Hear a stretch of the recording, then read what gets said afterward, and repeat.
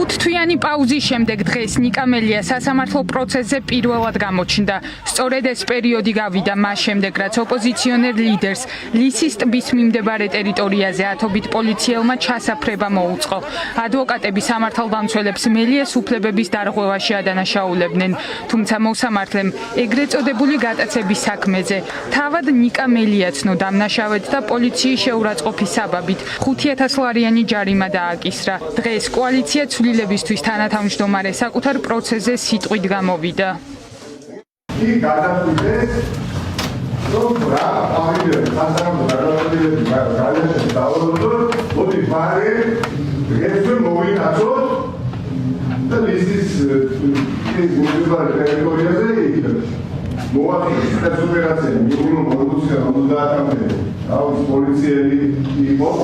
მოსამართლე თორნიკე ქოჩქიანმა მტკიცებულებების გაცნობის გარეშე სრულად გაიზიარა შინაგან საქმეთა სამინისტროს პოზიცია. თითქოს მელია პოლიციელებს შეურაცხმყოფელი ეპითეტებით მოიხსენიებდა და გადაწყვეტილება მხოლოდ ორი პოლიციელის ჩვენების საფუძველზე გამოაცხადა. არადა პროცესზევე გაირკვა, რომ გელაძის უწყების მიერ მოყვანილი პოლიციელები ცრუმოწმეები იყვნენ და დაკავების სპეცოპერაციაში არც კი მონაწილეობდნენ. მოსამართლე ქოჩქიანის წინაშე ბიჭიკო წოწორია და ელიზბარ აწკარუნაშვილი ურთიერთგამომრიცხავ პასუხებს სცემდნენ, თუმცა ახალბედა მოსამართლე ქოჩქიანი სიმართლის დადგენის ნაცვლად ადვოკატებს მიმართავდა, რომ მათ კითხვების დასმა მოწმეებისთვის შეეწყვიტათ.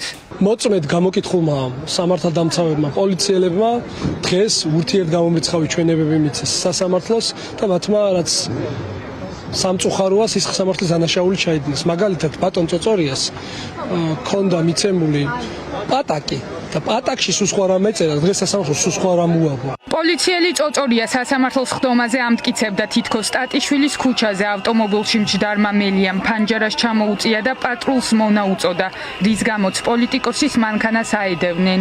თავად მელიამ ამ ბრალდებას სიცრუე უწოდა.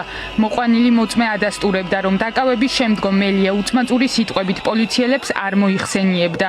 არადა უწყების მიერ მომზადებული პატაკის მიხედვით პოლიტიკოსი სამართალდამცველებს სწორედ დაკავების შემდეგ შეურაცხყოფდა.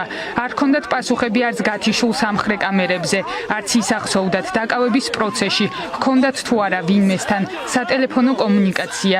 ნიკა მელიამ ღიად განაცხადა, რომ ეს მოწმეები დაკავების ადგილზე საერთოდ არ იმყოფებოდნენ.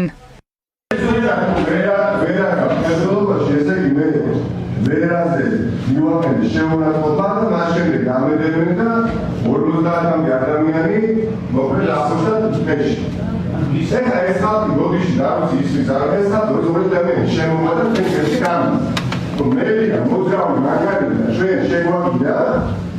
ხვალ დიდი ფასად რომ ვიჭერდა თქვენი კოლეგა ისედაც რომ მივდიოდი ციხეში, ხო? ტელევიზიაში მიმავალ შევაგიდე.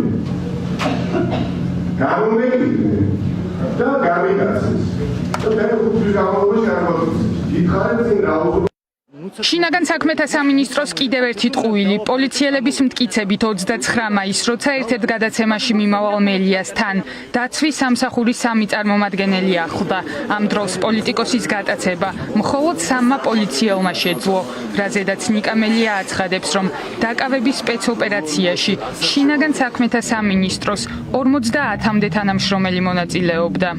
საქმე იყო თაროზის შემოდებული, ან 5 თვის განმავლობაში არც ერთი ფურცელი არ იყო აღნიშნულ საქმეში და დღეს ყოველგვარი აპელაციის გარეშე მიუხედავად იმისა, რომ მოწმეებმა ურთიერთსაწინააღმდეგო ჩვენებები მიცეს, დაიბნენ, არაფერი არ ახსოვდათ, ყველა ჩვენს კითხვაზე ამბობდნენ, რომ მათ ეს დეტალები არ ახსოვთ, რომ წინააღმდეგობაში მოდიოდა რეალობასთან მათ მიერ მოყოლილი, ასე ვთქვათ, გარემოებები, მიუხედავად ამისა, ნუ როგორც ჩვევია, ისეთ სტილში მოსამართლე გავიდა სათათბიროდ და შეუფარდა ორჯერ დაჭერილ ნიკა მელიას უკვე 5,000 ლარიანი ჯარიმა. მიუხედავად იმისა, რომ ადვოკატებმა ძალისხმევა არ დაიშურეს, ყველა ზომა მიიღეს და პოლიტიკოსის მისამართი ჩადენილ უკანონო ქმედებაზე სარჩელი ყველა შესაძლო ორგანოში მყისიერად შეიტანეს.